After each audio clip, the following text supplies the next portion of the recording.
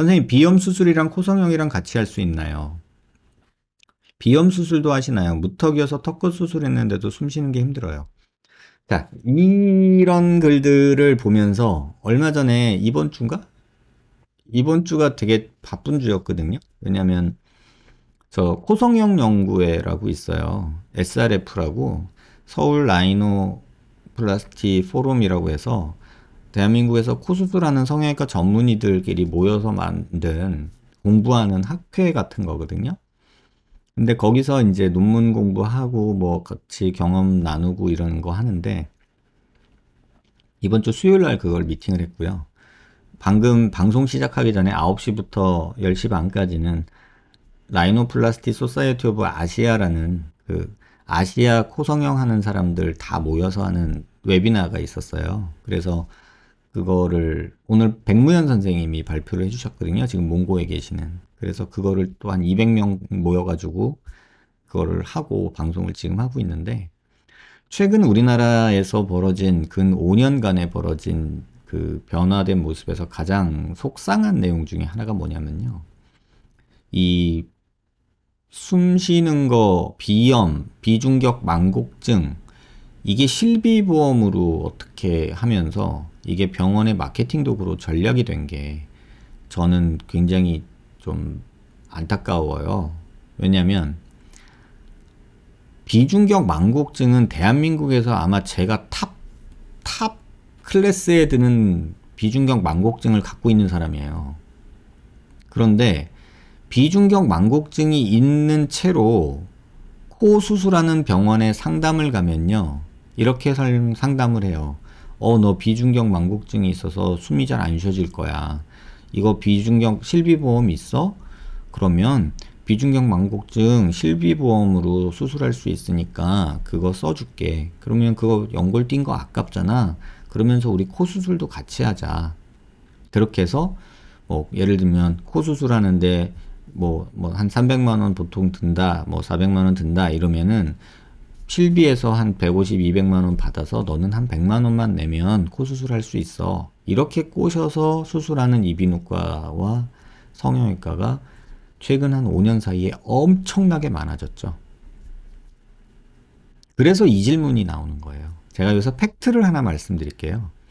비중격 망곡증은요. 있으나 없으나 숨 쉬는데 별반 큰 차이 없습니다, 여러분. 그걸 꼭 기억하셨으면 좋겠어요. 물론 또 아니라고 하는 사람 있을 거예요. 비중격 망곡증 수술한다고 숨 잘 쉬어지는 거 기대하지 마세요. 확률적으로 정말 낮아요. 그리고 또 하나, 우리가 숨이 잘 안 쉬어진다라고 말할 때 주로 이비인후과 쪽 친구들이 하는 게 뭐냐면 하비갑계 수술을 해요. 터비넥토미 또는 뭐 SMR이라는 수술을 하는데 그거는 기능성 코어라는 이름으로 요새 광고를 하고 있죠. 그거 역시도 도움이 조금은 돼요. 근데 그게 코 수술하고 연결될 이유는 전혀 없어요. 그냥 그 수술은 그 수술이고 코 높이고 예쁘게 만드는 건 예쁘게 만드는 수술이에요. SMR이나 터비넥토미는 코 수술하고 연결될 이유가 전혀 없어요. 근데 하는 김에 하자 이렇게 하고 있는 거죠. 비중격 망곡증은 똑바로 잡아준다고 해서 숨이 잘 쉬어지거나 그러지 않습니다, 여러분. 제가 이거는 학생 때, 아니 이제 레지던트 때 이비인후과 친구한테 제가 교수하는 그 선배한테도 물어봤던 거예요. 형, 나 비중격 망곡증 많이 휘었다. 수술하면 좋아져? 그랬더니 그 선배가 했던 말이 있어요.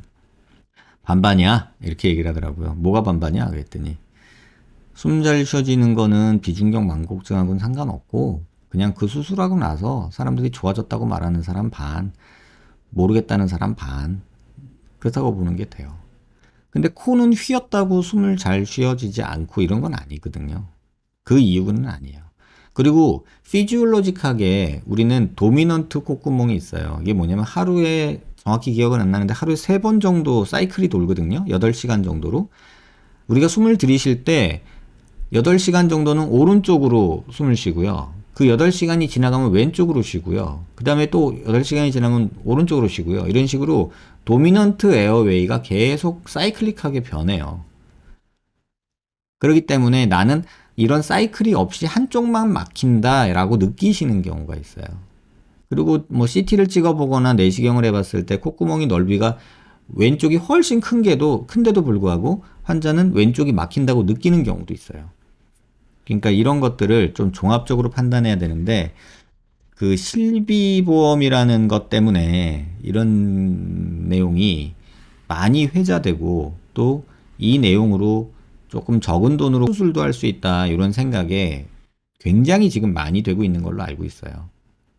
근데 개인적으로는 좀 옳다고 생각은 안 해요. 그래서 이걸 꼭 참고하셨으면 좋겠습니다.